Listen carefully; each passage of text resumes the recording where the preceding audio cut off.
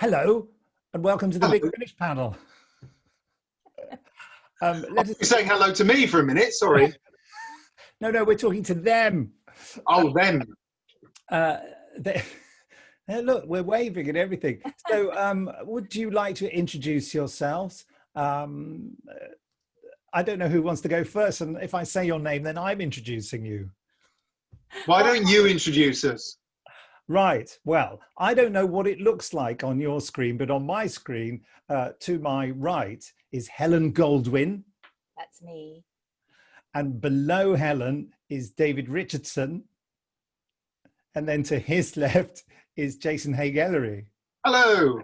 Jason Haigh-Ellery is the chairman of Big Finish, the owner of Big Finish.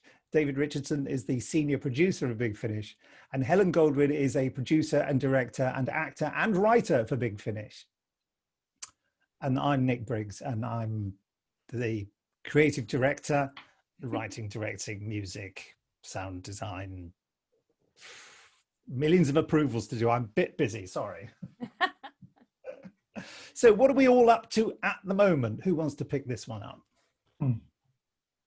Well, at the moment, I'm planning for a recording tomorrow. How about that? Say retirement for a moment. Well, that too. But Yes, tomorrow we're recording The Robots Volume 4 with Nicola Wood and Claire Rushbrook. And it's a bit of a highlight of my year, actually. It's just so lovely to get together with them. It's just a joy. It was your idea, wasn't it, David? Yeah, well, it came about because we did sort of a robot story with Nicola, and Claire was in it in the Eighth Doctor range, and it just suddenly all these ideas came spewing out. We had loads and loads of thoughts, and yeah, it's turned into a really favourite series of mine, actually. I absolutely love it. And people are liking it, aren't they? Listeners are loving it. Are you loving it? Yeah, I think it's doing very well, actually. Yeah. It is, yeah. Helen. well, I'm in quite a typical situation where I spent quite a lot of lockdown doing some storylines for various scripts, and then they took quite a long time to get approved. And now, You blaming me? Yeah, no, it takes me forever to do them. And now 2 of them have been approved at the same time, and everybody wants them by the end of the year. So I'm just writing 40,000 words before the end of December.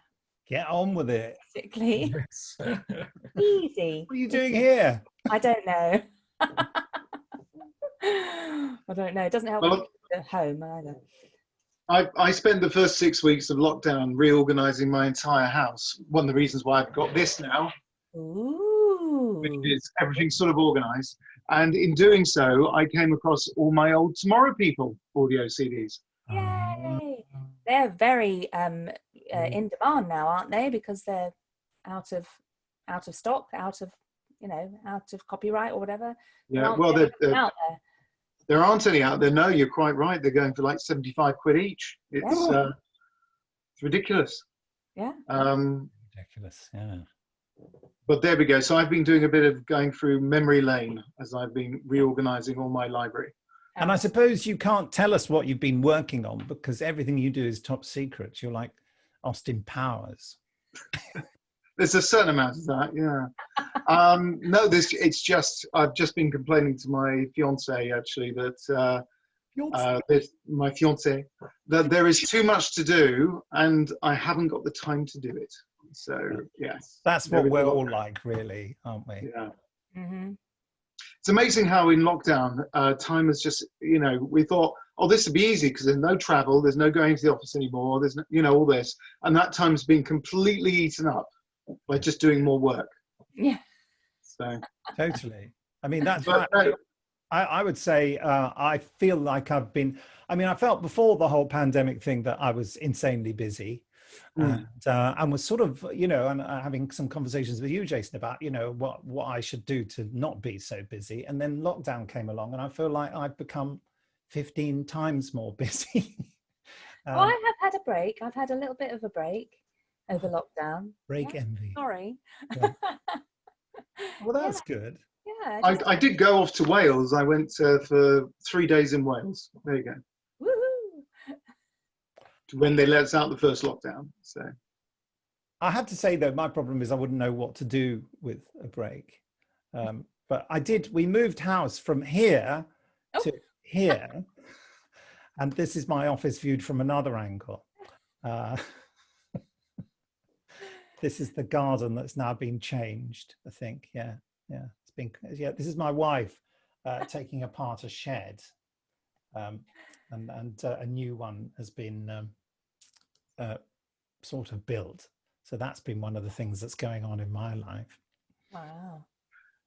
David, would you like to maybe take us through? Some people may not have heard how we've coped with lockdown in terms of Big Finish and continuing with production. Oh, well, back in March, actually, before lockdown was brought in, actually, Jason, you pretty much decided you knew the way it was going, and I think you sort of decided to lock down the studio and the warehouse early, didn't you? So early in March, I think March the 9th was my last day in studio. Wow. With me.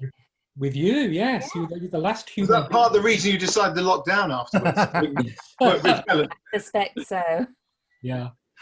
So yeah, the beginning of March, we locked down and we spent about 3 or 4 days thinking, what are we going to do? What are we going to do? How do we make this work? And then we made it work, didn't we? We first of all started off doing recordings over Zoom with all the actors linked up over Zoom like this.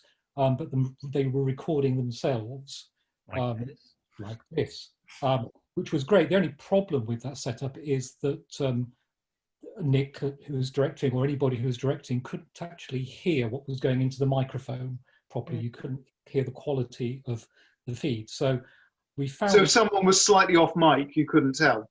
Exactly. We could just hear them over Zoom. And also Zoom it's fine for this, for people hearing what we're saying, but you can't hear the nuances. I remember saying to the Space 1999 crew, I said, basically, guys, as long as you say the words, I'm going to be happy because I can't really tell much else. And they were going, hooray! But they knew what they were doing because we'd already done one before. Sorry, David. I have to say, those early Zoom recordings we did, they were all great recordings. I mean, we put a lot of work into doing tests beforehand and getting files cleaned up afterwards. So, I mean, those first few weeks of remote recordings, I don't know about you, Nick, but I found incredibly stressful. Yeah, very more stressed than I've ever been at Big Finish, just because it was such a huge hurdle to get over. And then I think you suggested Clean Feed, didn't you, as a way of doing. Do you want to talk about Clean Feed, Nick, and how that works? It's just an online service. There are many ways of recording online where you actually record through the internet. And I checked them all out with my good friend and colleague Benji Clifford, who's a sound wizard, and we worked out that Clean Feed for us was the best one, basically because it had like a big record button and a big stop button and a mute and the interface is very user friendly. So if there's anyone from Clean Feed watching this, well done to you. Thank you. So we signed up with Clean Feed, and it's proved to be very successful. I used the number 15 earlier on, and I do think that directing down the line is 15 times more stressful. What would you say, Helen? You've done it, have you? It's just more tiring, yeah, because you're having to focus and concentrate in a completely different way. And weirdly, even though when you're in the studio physically, you often can't see the actors, so you're just listening, there's something different about not having those connecting moments in between, where you peek your head round and you can see them in the booth. And if you can't do that, you're just constantly using a different part of your brain, I think, listening in. So I feel exhausted in a different way after, an online directing day. But it does work. I mean, it works amazingly well. Yeah. But there's something about not having human interaction. Yeah. The proper, I mean, as we're looking at the moment, all three of you are looking at something slightly different. We're not looking each other in the eye. And the body language is slightly different because of that, I think. And because it's flattened, the body language is different. And I do a lot of Zoom calls every day. And at the end of it, I'm exhausted. Yeah.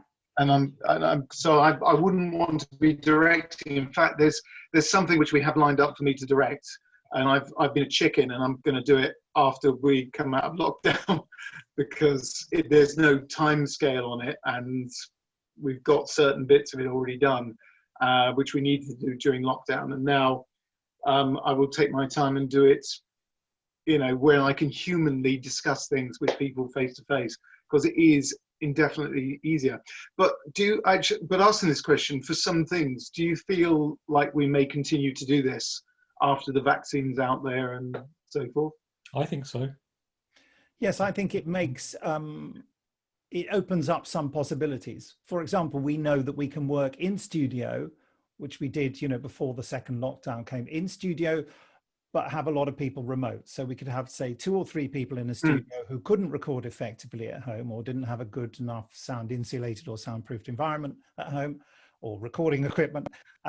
They'd record in the studio, but they'd be able to hear in their headphones other actors in other studios and at their home location as well. So we've proved that something that we would do occasionally for stars who couldn't come across from Canada or America or something, that now we can do that, and I think it will open up all sorts of possibilities. Necessity being the mother of invention. I mean, I knew it was possible when we went into lockdown to record like this, because it's how I've been doing the podcast for years.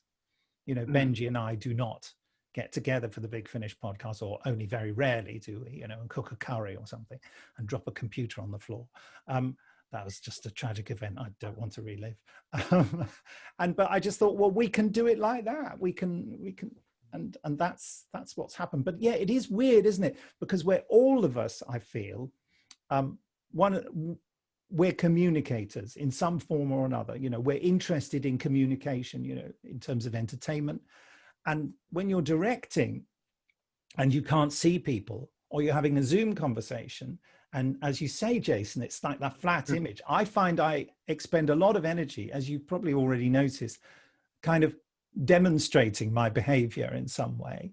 So like when you're talking, I want you to know I'm listening. So I nod a lot more than I would, having done lots of video interviews in the past. I know, rather than making noises or suddenly thinking, I really must do something with that DVD while you're talking, because that just looks rude, doesn't it? So make a point. And likewise, when you're on clean feed, you have to make sure that you're vocally making contact with people and referring to their names all the time. And sometimes you think, I don't know who that was. So you have to just be bold and say, I'm sorry, who was that? Who was speaking there? Yeah. And you have to manage. It's like being the host of a party, isn't it? Yeah. It has opened up some incredible opportunities and different things to do. I mean, when we did Lady Christina, the second box set, which Helen directed, we needed an Australian accent. We need an Australian actress. So what did you do, Helen?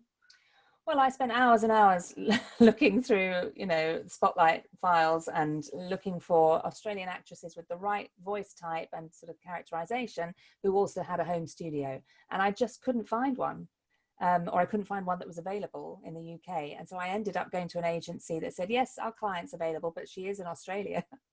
So I was a bit nervous. It's like, oh yeah, be fine. We've got one coming in from Australia. So we started at 10 a.m. and she started at 7 p.m. and that's how it went. And we had somebody in the wilds of Scotland as well on that episode. What? So that, we had people coming in from all sorts of areas, and there was something quite thrilling about that. Just like, yeah, I'm talking to someone in Australia right now, and it's the middle of the night. Incredible. We keep working. We did one story recently, The Blazing Hour, where one of the actresses was on holiday in Crete. So she recorded from Crete. So we were all here in London on a pretty miserable day, and she was there with the beautiful sea just outside her window. I mean, you can imagine how bitter and envious we all were. Yeah. But it's a whole new world, isn't it? Yeah. Incredible work. And so many actors have got home studios now because in lockdown they've finally made that investment. So whereas at the start of lockdown we had quite a small pool to choose from, now it's gone back to being like, oh, there's too many to choose from. So yeah, I mean, it's great that people have got those facilities up and running now because they can use it for other voiceover work as well.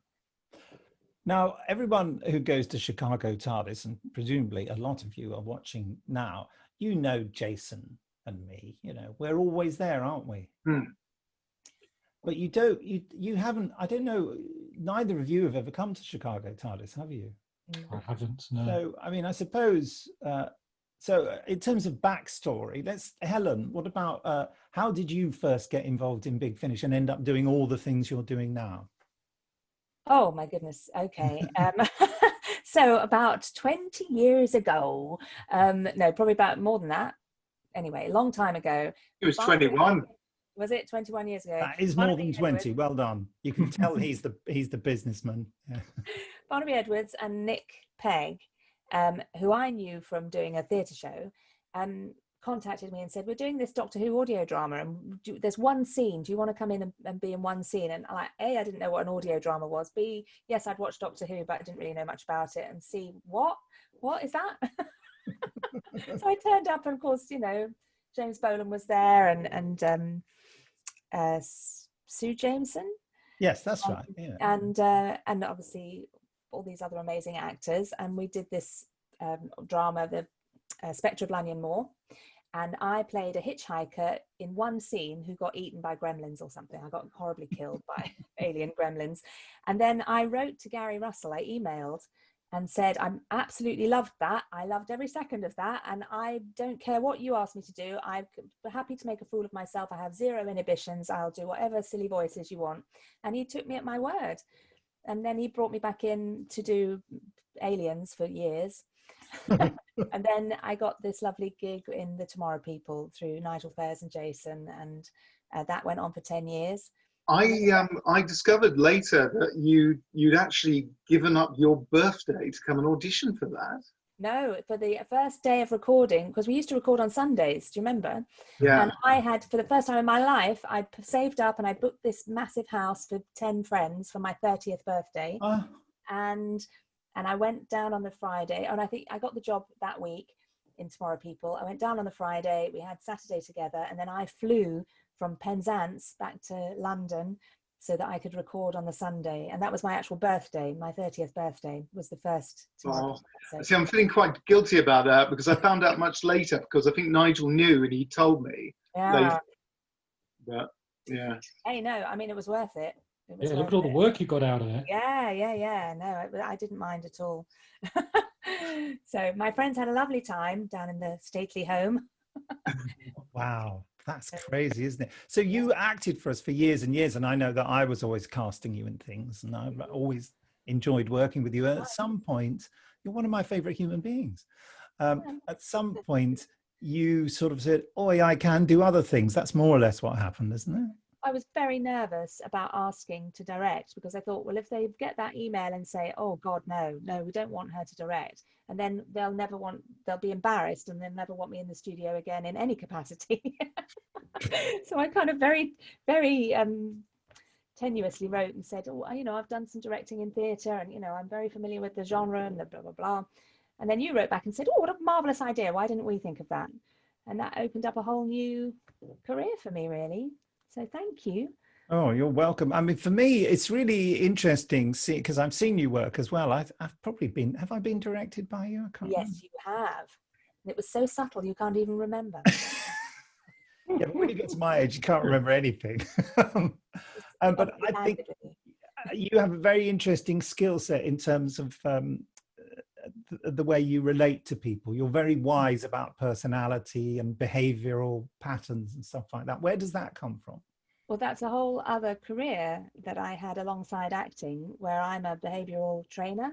So I'm an expert in business communication, how to enable more effective communication in the workplace, sort of specializing in leadership skills and communication skills. So, and that's all drama-led training. So my skill set really is to recognize what the behavioral type is and to adapt in order to have more influence with that type of communicator. So it's a very useful thing to run alongside directing and acting as well. It makes me feel very transparent. I can see you. Yeah, I see all of you into your souls. It's quite rewarding the way you changed your way of behaving to talk to me. patronizing, is that the word I'm looking for? Well, we could call it that, and manipulative. Yes. But I prefer the term positive influence. Oh, that's good. I'll go with that. It looks more like pity to me, actually. Well, there is always an element of that as well. Pity. Yeah, pity, definitely. David, you've never been to Chicago TARDIS, so you better tell everyone how you became involved and how your role has developed over the years. Wow, well, it was 2007, Nicholas. I was working for a publishing company. I was actually reviewing Big Finish CDs at the time, I remember. Quite good reviews. Magazine. And I think you just got in touch, didn't you? And basically said, would I be interested in coming to work at Big Finish as line producer? And did I want to come along and have an interview with you and Jason, which I remember was one Saturday lunchtime we got together. And it was the most bizarre thing. I mean, I didn't really feel as though I had to apply for the job, or I just happened to be in the right place at the right time. And we came in and had a nice little casual chat. And then I joined, and it was just, back in those days, it was me and you, Nick, working in a tiny little office on an industrial estate in Beckenham. Do you remember? I do, yes. There were no other people there, so I had to laugh at all of your jokes and give you lots of attention. Oh, that must have been tiring. Yeah, Monday to Friday, Helen. Can you imagine? Wow. And then it was like purgatory.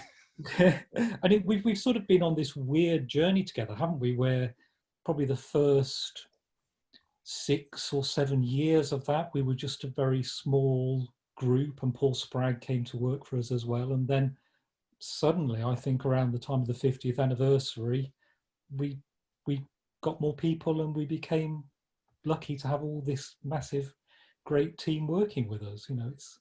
It's an incredible thing to be a part of. Yes, I mean, I think John Ainsworth, who has directs and produces for us, he thought of you as an idea, as a potential line producer, and I had remembered you from working at that publishing company because I'd worked there too in the salt mines, and I remembered you as a person who they always looked to you to originate new and exciting ideas for publications or threads of features, that kind of thing. And you were always, they were always saying, "Oh, we'll ask David Richardson. He'll come up with something." And I remember thinking that's, and remembering that you were very, very organized, and that and you had that sort of facility for creating new ideas. And I thought, that's what I'm interested in. I believe that you and I met up in some cafe first before we had the chat. We did in Bromley, of course. We met up in the Glades shopping centre, didn't we? Yes, gosh, I remember we had lunch. Oh, the glamour. Oh, the glamour. Yeah, God, 13 years ago. But yeah, so Jason is probably sick of my ideas by now. We're never sick. No, it's fine. But no, I always say that we have that production sheet, and at the top we have ideas that have not yet been allocated as slots, if you see what I mean. Yeah.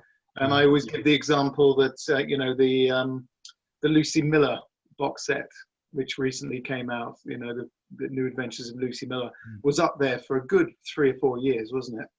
And it's always good. The good thing about Big Finish has always been that we do come up with ideas and we throw them around, and as long as they're not horrendously atrocious. I actually almost invented. I like that word. Yeah, I was going to say I was actually inventing a new word, ferocious. Write that down, somebody. Horrendously atrocious. As long as they weren't bad, they ended up on the list, and there's still a number of those we've still got to work through. Big Finish, not horrendously atrocious. Yeah, it's a good strap line. Yeah. I think that's a great name for a Doctor Who title. Ferocious. Yeah, the Ferocious. Ferocians. The usual voice. Yeah. But yeah, it's Big Finish runs on ideas, because if we didn't keep on coming up with new ideas, if you remember, recently I annoyed the hell out of all of you by, well, not you, Helen, but David and Nick, by just going through old 1970s series and going, I haven't done this for a bit. No, just threw a load of names at you. It was just thrilling, Jason. Yeah. We weren't annoyed. That was fantastic. I would be annoyed by that. That was wonderful. Oh, okay, fair enough. I just want to, I don't know which thing to deal with first. I just wanted to mention before I was going to say something to you, Jason, if you don't mind, that David and I, we can ask Helen with her behavioural knowledge. David and I are very different people, aren't we? Yes. But Yes. that, I mean, I hesitate to say this may be the point where you tell me the truth, but it seems to work, doesn't it? Because we're not trying to occupy the same space. Well, I feel whilst we have this audience, Nick, I should tell the truth. Yes, you're right. Yes, we are very compatible people in terms of a work environment, aren't we? Yeah. I'm very grateful to, you know, when we did the 20th anniversary party, you know, I particularly singled you and Alan Barnes, the script editor, you know, our working relationship means everything to me. You know, it's kind of, I feel very relaxed. You know, we're not sort of, we don't live in each other's pockets, do we? We're not always talking. We're not meeting up socially or anything like that. I mean, no one's meeting up socially these days, but, you know, but we have a sort of a mutual respect, I would say. Yeah, that was very kind of you, Nick. And just imagine how embarrassed you're going to be when you find out I've been plotting your downfall. Okay, mutual. He sent me a 5-page letter. It details everything. It's the Ides of March, Nick. To Brutus. I am the new creative director, Nick. I mean, Helen, what's your assessment? Well, I work with a quadrants model where you have 4 different types of, that's me, reminding me something, 4 different types of personality. And I would say you are a controller entertainer. So your main drive is to get things done the way you want to, but you also enjoy having attention. And David is the kind of the opposite of that, and complementary in that he's a thinker, feeler. So he's very analytical and sort of more introverted. So there's space for your energy, and so it's not competitive, but it's complementary personality types. Yeah, we did a thing, didn't we, Jason, where we had a day with all the Big Finish people, and we analysed all these different personalities. Absolutely. Was it called? Yeah, I was a bit insulted. I came out as an idiot. So, you know. Pure. I wanted to say about you, Jason, that I'm at great pains. I've been interviewed a lot recently. People have asked me to do interviews a lot during lockdown, I'm sure, and I know you've done a few. I'm at great pains to point out something that, again, I pointed out at our 20th anniversary bash last year, that, you know, the notion that some people have that you're just, you know, like the businessman and the money man, but that's not true, because, you know, like you said, those ideas about 70s shows and what have you, you have regular conversations with David and I about what we're doing, what's a good idea. And, you know, and sometimes you write bits of story or bits of script and say, oh, it should be something like this. I know you did that recently with a project that we can't mention at the moment. And also with casting ideas as well, you know, Sheridan Smith and India Fisher, both your casting ideas, 2 of our greatest companions. Very nice of you to say that. So a big round of applause for Jason. Thank you. No, but no, thank you very much. No, but it's you know, I get an awful lot of enjoyment out of Big Finish because it allows me to be creative as well as run a very good business. And we've been very lucky. I was thinking, you know, the other day about how lucky we've been with the people we've worked with, but also that you know, this didn't happen 20 years ago. Because if lockdown had happened 20 years ago, we could not have recorded outside the studio. We had no downloads, so it was only CDs. If we closed the warehouse, we would have been in massive financial trouble very, very quickly, even with a furlough scheme. And, you know, it would have massively changed. Whereas we've actually been in a very good position during this time because we've gained access, as people have noticed, for the amount of times we've obviously announced a lot of David Tennant releases that are coming up. Obviously David came in, it didn't come in, big pardon. David stayed at home, went up into his loft, yes, and recorded a ton of productions with us, which we would never have had the time to do. And similarly, I think opportunities which have come up and which we haven't announced yet, would not have happened if it hadn't been for lockdown. So I think we've taken advantage of this time as well to really be creative and come up with new ideas and new things to do. And I think as a Big Finish should never stop coming up. I know there's certain people within the organization when we go, it's brilliant, we've got this new idea, and they go, oh, for God's sake, not more. You know, there is an element of that, because we're always trying to shoehorn all these productions in. But the reality is that we just love what we're doing. We're in this because we're fans of all these programs and because we love them. And to some extent, we've allowed ourselves the opportunity to go outside of that by doing things like the Big Finish Originals, which I know Helen had a major part in. That gave us an opportunity to grow as a company as well. And maybe I should ask Helen about Atagirl and so forth, and how that went for you. I think from my perspective, it was such a huge opportunity, and I was very scared of it because I hadn't produced before, and I was suddenly handed this opportunity to help launch a whole new aspect of Big Finish, and it had to be really kind of effective. And I remember David saying, I said, oh, I don't really understand what the job of a producer is it all kind of the admin management stuff, because I'm a creative? He went, oh, no, it's, you know, you get to oversee the whole kind of story arc and all the scripts. And then I was sort of drawn in, and he actually said to me, it won't take up much of your time. It won't actually take up much of your time. You lying git. Yes, but what he hadn't factored in is that I'm obsessive compulsive about detail and accuracy, and I'm I have an overinflated conscientiousness gland, and it had to be perfect. So we spent weeks and weeks and weeks and weeks doing research and making sure that all the writers knew exactly what was going on. So I was having to oversee the accuracy of everybody's script as well. It had to be historically accurate.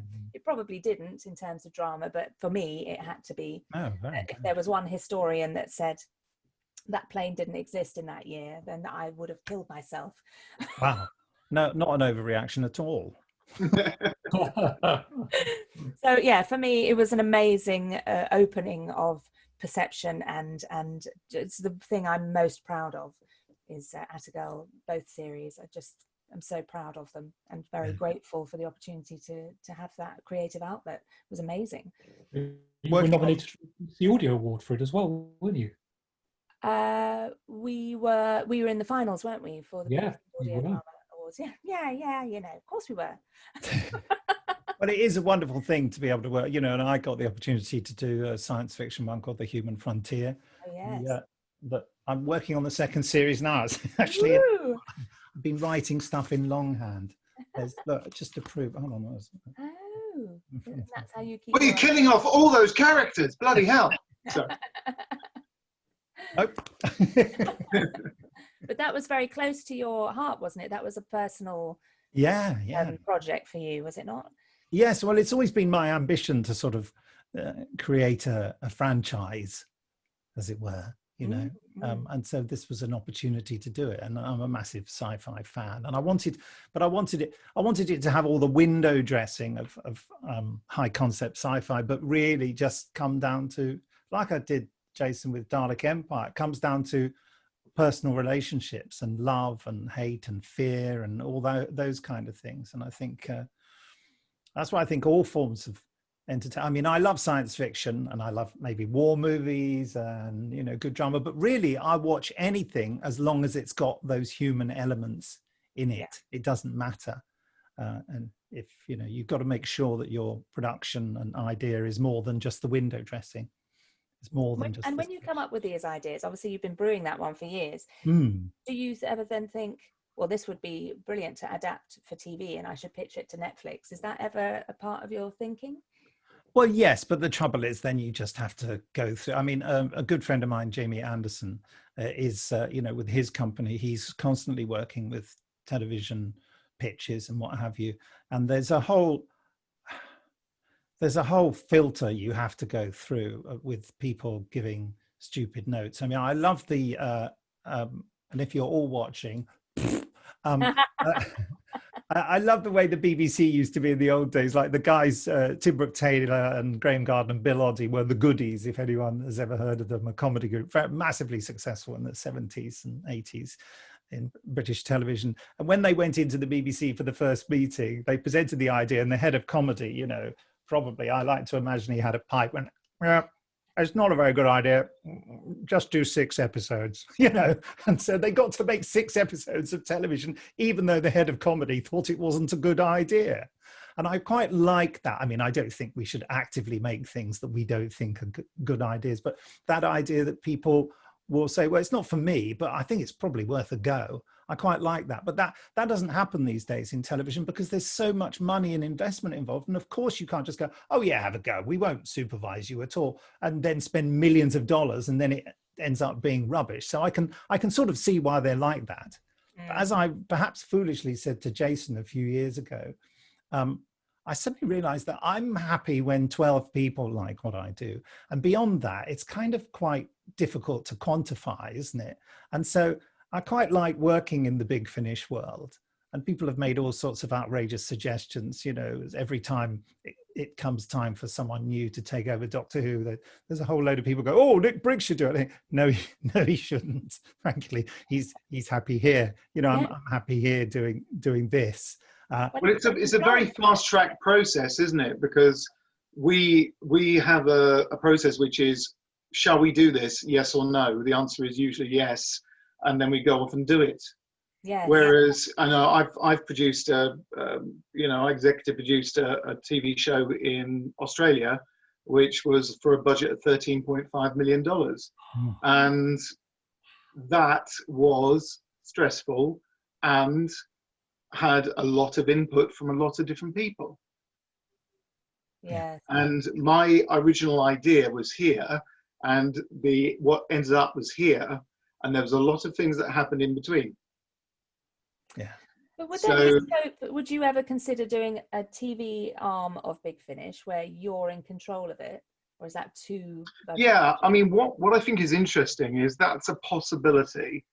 And I refer back to BBV and what they tried to do, which is to do television on a very low budget, if you see what I mean, on the understanding it was the type of television that certain people wanted to see, and they were accepting of the fact it was done on a low budget. Now, if you did BBV today, with the amount of effects that you can get off the internet very cheaply, for example, it would look very good. But I've always said that one of the best things that Nick's directed was actually Auton. Now I've got to get this right. You directed Auton 2, didn't you? Yeah, I did 1 and 2. Yeah. 1 and 2, right. But specifically, Auton 2 felt like a real movie. Auton 1 was within basically a warehouse, so it showed the constraints. Yeah. A little bit, but Auton 2, there was lots of different locations and it moved around and it felt like a real movie, if you see what I mean. Yeah. And, I can see at some point us, and I have talked this through, and there are opportunities for us to maybe do some form of television in the future. But I think actually what we would end up doing is the equivalent of the 1980s direct-to-video type release. Yeah. And there's a reason for this, which is, if we want to do what we would like to see, and around about 10,000, for example, Doctor Who fans of a similar ilk would want to see, then we could not take that to television, have it develop, because it would become something else. Yeah. So one of the great things about theatre, and I do an awful lot of theatre, is that you actually produce. You get people together to put the money in, etc. You book a theatre or a theatre tour, and you put on your show. And I think what Nick's alluding to, and which we don't have as a problem, is that we actually do the work we really want to do. Yeah. And to some extent, we're a 1920s movie studio from Hollywood, in that there was one guy at the top who just went, yeah, okay, do that, and I need it tomorrow. And everyone had to rush around and do it quickly, and because the budgets were low. And I think I've been looking at, oh my God, I can't remember the name of it. It's not Grindhouse. It's there's a movie studio which has been set up to do low budget horror movies, and they've done phenomenally well. And it's going to annoy me, the fact I can't remember the bloody name of it, but they've done extremely well by virtue of the fact that they have done because they are so low budget, they can do whatever they want. And the distributor have gone, if that's all you're charging us, then do what the hell you like, because we're going to sell it. But they've actually got very inventive, very clever people in to do horror movies. And maybe there's a way of doing that with sci-fi. Yeah. I don't know. Love to do that. That would be fantastic. Yes. Don't worry, it's in my head. I've been thinking about it. And, you know, I've even looked at sites for building a studio in Australia. So you never know. Yeah. That's an exciting prospect for the future. Well, we're coming up to the end of our time with you folks. But perhaps we should talk about what's coming up in the future for all of us. Helen, would you like to? I'm not sure what I'm allowed to say. This is always my problem, because I always get told off by Steve, especially when I go to conventions and I say the wrong thing. Marketing, yes. Well, I mean, I'm going to be directing. I'm going to be helping to create a second series of something that came out last year. And I'm going to, I'm going to finish my 40,000 words, and and I'm also writing a sitcom with Louise Jameson. You'll all know as Leela, and which we're planning to make ourselves, because we don't want other people to give us input. We think, well, we'll just do it on a handheld and make that part of a feature of it. And I'm going to write a musical and move house. Yay! Hey, creative freedom. Well done. David? I can't follow that. I mean, musicals, move house. Well, I've just been listening to Masterful. Ooh, you're ahead of me. I'm really excited by that release.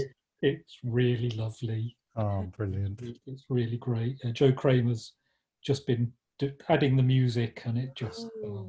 that's why he's not working on Space 1999 yet. Yeah, he's working. I was just about to email him today. Yeah, he's doing the music for Space 1999. So yeah, and then I've got more with Tom Baker next week. Week after that, we start recording with Peter Davison and Co. for the stuff that's beyond the monthly range. So that's for the future. And then, yes, also in the calendar, we've got, can we say?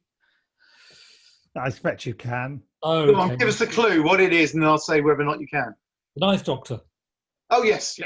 Well, everyone knows we've got to record it at some point. Yeah, so we've actually got dates for the recording now that things are easing off a bit. So yeah, we've got that in the schedule. So yeah, and I've got 10 finished scripts in for the Ninth Doctor, which are wonderful. I mean, I've really loved reading every single one of them. It's even mine, especially yours, Nicholas. Oh, that's good. I'm working on the music and sound design for Return of the Cybermen at the moment. I just started doing a bit of music for a Third Doctor story, which we have announced the title of, The Gulf, because I've got some of the sound design for that. So I made a start on that. I've also, the main part of my job, I would say these days, is as creative director, I'm sort of responsible for the, creative integrity of everything. So especially with Doctor Who, I'm kind of, making sure of the essential Doctor Who-ness of all the Doctor Who stories. So I read all those before they go to the BBC and, make sure they're in a good state for the BBC, hopefully, to approve. I'm just working on tons of other things. A script I can't mention. Yeah, so lots to do, and also the Human Frontier and some stuff outside of the Doctor Who universe. At least one new TV, another kind of TV program that we're doing an adaptation of, a sci-fi thing. So lots for me. Another exciting thing that would be nice to talk about is that we've got new people joining us, haven't we? We've got Emily Cook has joined us as a producer. Emma Haigh is producing for us. We have other people joining us as producers as well. So it feels as though there's a new influx of ideas and blood and ways of working, which it's going to be a really exciting time. Yeah, it's very important we do that, because the rest of you are all knackered. So well, nearly 60, Jason. It's.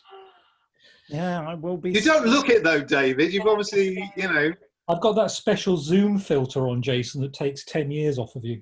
Oh, I haven't found that. Obviously. Well, this is why Helen looks like she's 21. I know. I'm When coming I up. know she's 31 because she But you mentioned know it. how old I am. I'm nearly 50. I'm 50 in March. Oh, well, Unbelievable. it's all Yeah. downhill from there. I know. And I've been spending my time recently just listening to clips of Return of the Cybermen, which Nick has been sending over. And I've got to say, I'm so looking forward to that release just because it just makes so much sense to me to do it.